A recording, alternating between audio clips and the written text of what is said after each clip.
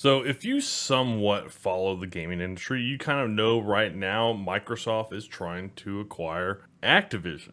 And when you make these major mergers or acquisitions, you got to get regulatory approval from many of the world's competition market overseers. And in the US, that is the Federal Trade Commission, or the FTC. Now, here recently, the FTC actually decided to block the acquisition of Activision by Microsoft, and so it has gone to court. So recently, they actually started the court delegations and stuff like that, and it has been kind of insightful and high school drama, but in a courtroom on a corporate scale, it has been pretty freaking funny. And that's where we come to this revelation that apparently Microsoft acquired Bethesda after hearing Starfield would be an Xbox exclusive to PlayStation. Now, somebody that's been covering this court case is Tom Warren.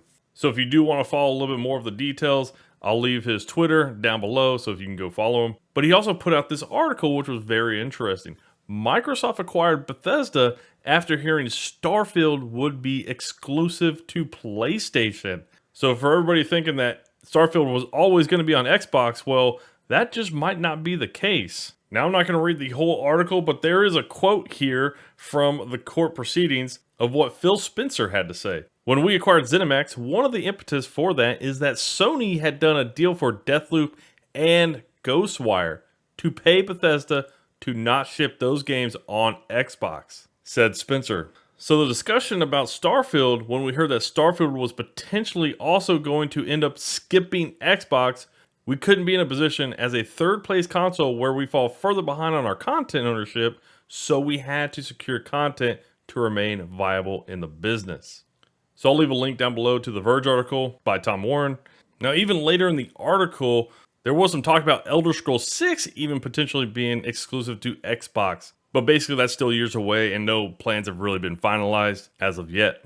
Which would be an interesting domino if that was to happen, because as we all know, last year, Sony actually acquired Bungie, the makers of Destiny. And even recently, Bungie actually revealed Marathon, and we haven't even heard what platforms that is going to be played on. But if Bungie ever does release a Destiny 3 or some future Destiny game, it just might be exclusive to the PlayStation consoles. But I just thought it was interesting that apparently it was enough of a concern that Starfield was going to be on PlayStation and not Xbox that Phil Spencer actually decided to go buy ZeniMax.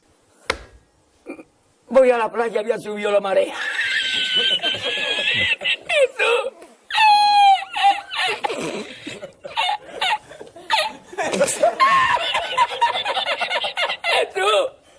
Había subido la marea con triple paella.